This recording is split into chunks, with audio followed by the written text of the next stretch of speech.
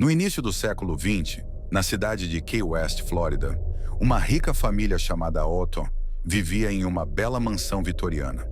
O casal Otto tinha um filho, Robert Eugene Otto, apelidado de Gene. O menino era criativo, sonhador e, como qualquer criança, adorava brinquedos. No seu aniversário de 4 anos, Gene recebeu um presente especial: um boneco de pano com quase 1 metro de altura, olhos de botão negros e um uniforme de marinheiro branco.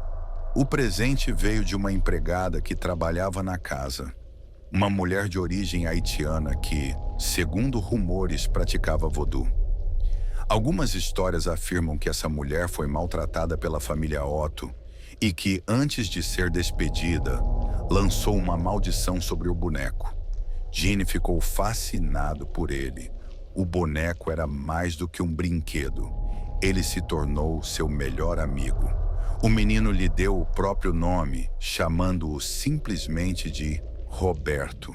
A partir desse momento, as coisas começaram a ficar estranhas na casa dos Otto. Logo, os pais perceberam que Gene passava horas conversando sozinho no quarto, mas a voz que respondia era diferente da dele, mais grave, mais sinistra. Os empregados da casa começaram a notar coisas inquietantes. Algumas noites, ouviam passos pelo corredor, mesmo quando todos estavam dormindo. Outros relataram ter visto Robert se mover sozinho. O ápice do terror aconteceu numa noite fatídica. O pequeno Gene soltou um grito de puro pavor.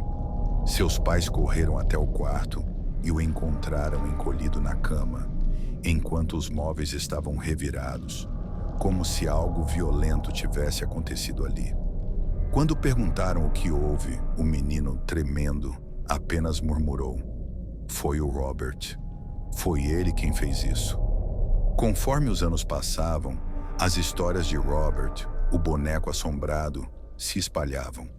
Vizinhos juravam que quando a família Otto saía de casa, viam o boneco se mover pela janela, como se estivesse observando a vizinhança. Outros diziam que, ao se aproximar da mansão, podiam ouvir risadas infantis mesmo sem ninguém dentro da casa. Gene cresceu, tornou-se pintor e saiu para estudar artes na Europa. Mas quando seus pais morreram, ele voltou à mansão e reencontrou Robert. Embora fosse um homem adulto, ele não conseguiu se separar do boneco. Gene deu um quarto especial para Robert, decorado como se fosse para uma criança. Ele passava horas falando com ele e sua esposa começou a se preocupar. Com o tempo, Gene foi se tornando mais estranho, mais recluso. Ele falava sozinho, evitava visitas e parecia perdido em um mundo que ninguém mais entendia. Quando perguntavam, ele simplesmente dizia: "Robert não gosta de visitas." Até que um dia, Gene morreu e Robert permaneceu. Imagine morar em uma fazenda isolada, cercada por florestas e neve. O silêncio é absoluto, até que você começa a ouvir passos no sótão à noite. Objetos somem, pegadas aparecem na neve, mas não há sinais de entrada. Dias depois, você e toda a sua família são encontrados mortos, brutalmente assassinados com uma arma de fazenda. E o pior, ninguém jamais descobriu quem fez isso. Essa história não é lenda urbana. Aconteceu e é conhecida como o Mistério de Hinterkaifeck, um dos crimes mais sombrios e inexplicáveis da história da Alemanha. A fazenda, a família e o silêncio. Ano 1922. Lugar: Hinterkaifeck. Uma pequena propriedade rural entre as cidades de Ingolstadt e Schrobenhausen, na Alemanha. Lá vivia a família Gruber. Andreas, o patriarca, 63 anos. Cecília, sua esposa, 72.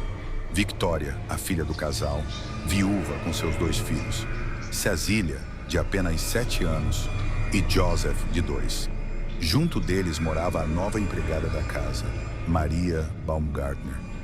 Era uma vida comum de fazenda, simples, isolada e aparentemente tranquila. Mas por trás dessa rotina, Algo sinistro já havia começado. Sinais de que algo observava. Dias antes da tragédia, Andrés contou a vizinhos e conhecidos que coisas estranhas estavam acontecendo. Ele encontrou pegadas misteriosas na neve, indo da floresta até sua casa, mas nenhuma pegada de volta. Durante a noite, ele começou a ouvir passos no sótão. Chegou a revistar a casa várias vezes, mas não encontrou ninguém. Alguns objetos começaram a desaparecer. As chaves sumiram. Um jornal apareceu na casa, um que ninguém da família reconhecia. Era como se alguém estivesse dentro da casa, observando. Mas quem? E por quê? O massacre de Hinterkaifeck. Na manhã do dia 4 de abril de 1922, vizinhos foram até a fazenda, preocupados com o silêncio da família. Eles encontraram um cenário de horror. No celeiro, sob camadas de palha e madeira, estavam os corpos de Andreas, Cecília, esposa, Victoria e a pequena Cecília, de 7 anos. Dentro da casa estavam Maria, a empregada, e Josef, o bebê, também assassinados. Todos haviam sido mortos com uma mattock, uma espécie de enxada de picareta usada em fazendas. Mas o mais estranho, nenhum sinal de luta, nenhum grito ouvido, nenhuma pista. As autoridades notaram algo ainda mais assustador. Alguém havia permanecido na casa por dias após os assassinatos. O gado havia sido alimentado. Comida foi retirada da despensa. A lareira ainda estava quente quando os corpos foram encontrados. Ou seja, o assassino não fugiu imediatamente. Ele ficou ali, viveu naquela casa, com os corpos, como se nada tivesse acontecido. Como se aquele lugar fosse seu novo lar. Teorias, mas nenhuma resposta. A polícia entrevistou dezenas de pessoas. Suspeitou de vizinhos, conhecidos, até ex-funcionários da fazenda. Um dos principais suspeitos foi Lorenz Schlittenbauer, um homem que teria tido um relacionamento com Victoria. Mas nada foi comprovado. Outros acreditam que o assassino era um soldado traumatizado da Primeira Guerra Mundial, escondido na floresta, vivendo como um fantasma e que explodiu em violência. Há quem diga que era alguém da própria casa, um dos moradores. Mas então por que o massacre? Até hoje, mais de 100 anos depois, ninguém jamais foi condenado. Lenda ou realidade? A criatura de Hinterkaifeck. Com o passar dos anos, o caso deixou de ser apenas um mistério policial. Se tornou uma lenda sombria.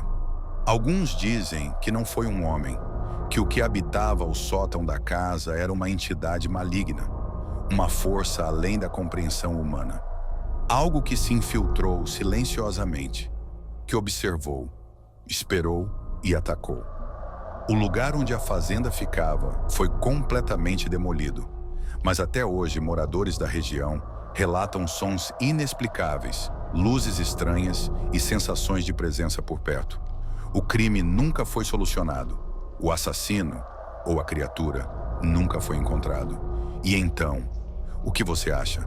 Essa história permanece viva, porque ela não tem fim, não tem justiça, não tem resposta, só pegadas na neve, silêncio no sótão e uma sensação de que algo ainda está lá.